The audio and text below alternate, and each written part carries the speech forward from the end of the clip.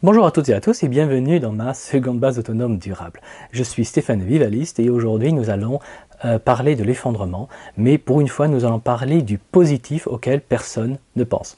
Alors il est normal qu'on pense de suite au pire qui va arriver. Cette vidéo n'est pas là pour minimiser l'horreur et les souffrances.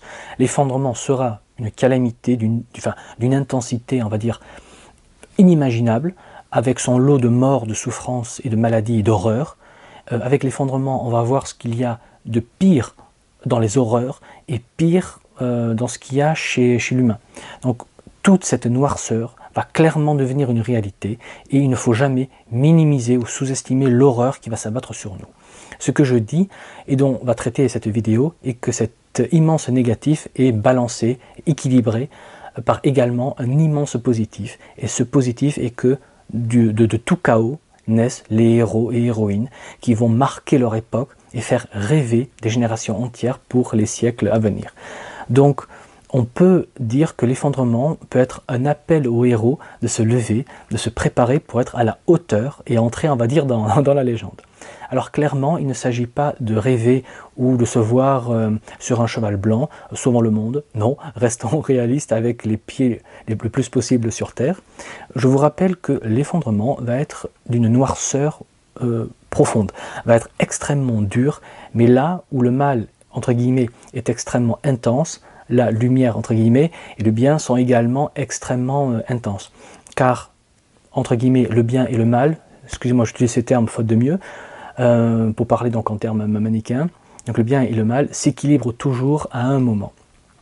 En Asie, on appelle cela le principe du yin et du yang, avec le symbole du Tao que tout le monde connaît.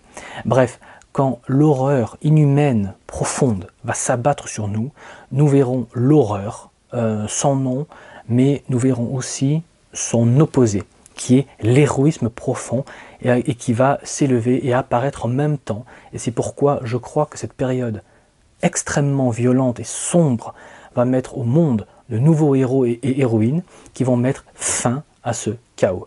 Car s'il y a une constante sur l'histoire de l'humanité, c'est bien que plus une période est difficile et plus le ou les héros sont immenses. Ainsi, pour chaque chaos ou effondrement, on voit l'héroïsme et la valeur ramener la paix et l'équilibre, puis cette période sombre avec ces héros entre dans la légende.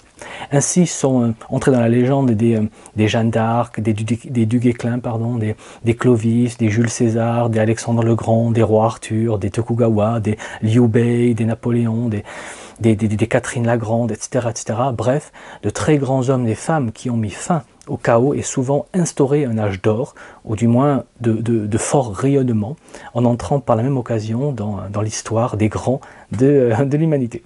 Donc, en suivant l'enseignement du vivalisme, par exemple, vous pouvez commencer à vous entraîner, à vous dépasser afin de peut-être devenir un des héros de la période de l'effondrement, car on ne devient pas un héros comme ça, on devient un héros par l'entraînement, la discipline, le travail.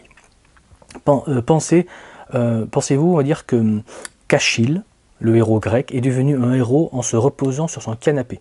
Non, il est devenu un héros en étant le meilleur des guerriers à force de travail, de discipline et de sacrifice. De même pour le roi spartiate Léonidas, qui est très célèbre aujourd'hui, il est devenu spartiate car il avait le goût du sacrifice et de l'effort. Pareil pour les héros de Vendée contre les Républicains, ou même les millions de héros anonymes tombés dans les tranchées de 14. Dites-vous que plus une période est chaotique, et plus cette même période produit de grands héros, et vu que l'effondrement va être bien pire que tout ce qu'on a connu, elle va créer des héros qui vont dépasser tous les héros et héroïnes classiques qu'on connaît aujourd'hui. Donc d'un point de vue de prestige, on va dire, et d'honneur, c'est une période en or pour les héros, car enfin les héros auront l'occasion de se révéler à eux-mêmes et au monde et prendre leur place dans la légende. Alors c'est un immense honneur qui demande un goût, on va dire, du sacrifice, de l'effort et une immense vertu morale. Alors si vous ne me croyez pas, regardez simplement l'histoire. Alors la dernière fois qu'on a eu un petit effondrement light, c'était en 40 et ça a produit des Charles de Gaulle, des Rommel, des Churchill, et même du côté du mal, entre guillemets. Vous avez eu de grands héros du mal, comme Hitler, Staline, pour ne citer que. Alors prenez un effondrement plutôt d'une intensité plus grande qu'était la révolution de 1789, qui a vu l'ancien monde millénaire s'écrouler complètement, et qui en est sorti? Napoléon. Et qui est admiré aujourd'hui dans le monde entier, c'est l'Alexandre le Grand moderne. Tous les généraux du monde veulent sa gloire. Alors avec le temps, le monde oubliera les De Gaulle, mais n'oubliera pas, on va dire, les Napoléon Bonaparte. Alors prenez un effondrement encore plus ancien que la Révolution, c'est la guerre de 100 ans. Là, on a eu Jeanne d'Arc, et là, on est au-dessus du simple génie comme Napoléon. Là, on touche au divin, car déjà, elle est sainte, et en plus, elle était inspirée par Dieu, à travers ses voix. Et là, l'héroïsme se mêle au divin. Mais ça ne s'arrête pas là. Regardez ce qui s'est passé après le dernier grand effondrement de grande intensité internationale au niveau européen. Et là, je parle de la grande peste noire qui a tué un tiers de la population européenne. Et que s'est-il passé après? Juste après, il y a eu la grande renaissance. Donc après une immense période sombre, on a eu une immense période de lumière. Bon après, je résume car la Renaissance est quand même le début de la grande décadence matérialiste, mais ça c'est une autre histoire, ce fut quand même une immense période d'art et d'avancée en connaissances matérialistes. Donc oui, je crois que l'effondrement sera 1000 fois pire que toutes les périodes sombres qu'on a connues, y compris les grandes guerres et la peste noire, et je crois aussi qu'après cette immense période la plus sombre de l'histoire, on aura une période aussi intense mais dans la lumière. Je pense qu'on va connaître après le grand collapse une sorte d'âge d'or, mais il faudra d'abord passer par la case des horreurs de l'effondrement. Alors oui, on va vivre littéralement l'enfer, mais ça sera suivi d'une belle période de renaissance, pour parler ainsi. Et il ne faut pas oublier cette idée, car il est trop facile de ne voir que le négatif et de désespérer, mais dites-vous que toute catastrophe connaît ce qu'on appelle en philosophie le catastrophe. Alors on sait qu'une catastrophe est le moment où une période positive se transforme en période sombre, ça c'est la catastrophe, et le catastrophe c'est le phénomène inverse, c'est-à-dire le moment où une période sombre bascule tout d'un coup et se transforme en période positive. C'est le concept de happy ending, pour utiliser un anglicisme.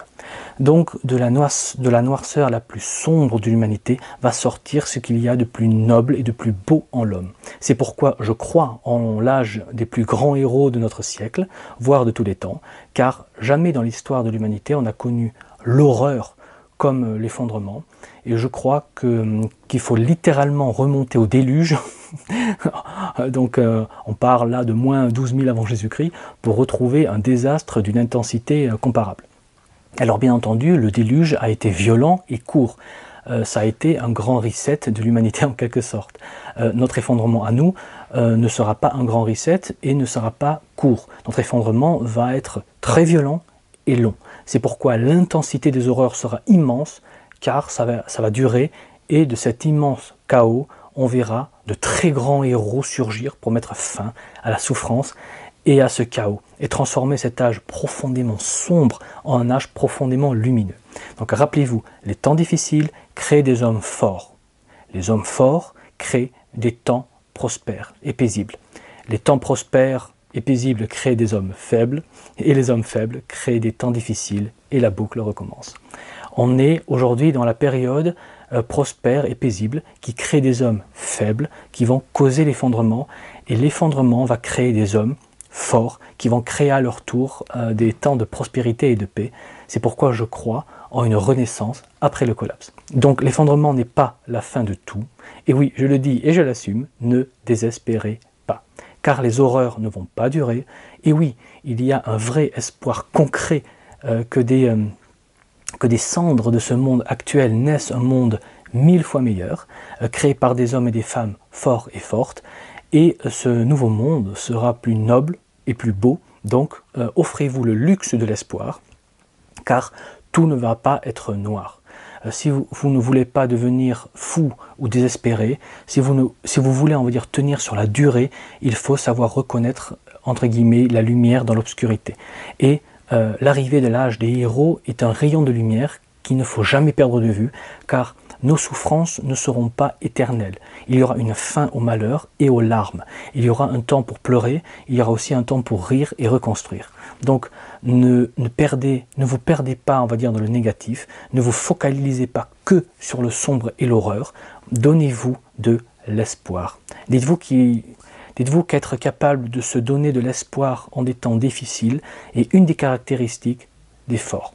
Alors je sais que l'effondrement vous paraît immense et horrible, et ça va l'être, mais si vous ne devez retenir qu'une chose de cette vidéo, eh bien c'est que l'effondrement n'est pas que de l'horreur, il y aura aussi de la lumière et de l'espoir qui va se dégager des ruines de notre monde, et ne l'oubliez pas, n'oubliez pas ce que je dis. Ce que je dis n'est pas théorique, c'est du concret, et c'est du terre à terre, c'est du bon sens, c'est comme de la logique. Voilà, donc laissez un pouce bleu si vous avez aimé cette vidéo, et n'oubliez pas de vous abonner à cette chaîne pour me soutenir et ne pas rater les vidéos qui vont suivre et qui vont vous intéresser. Sur ce, je vous dis comme toujours, préparez-vous, anticipez, et je vous dis à la prochaine fois. Allez, ciao!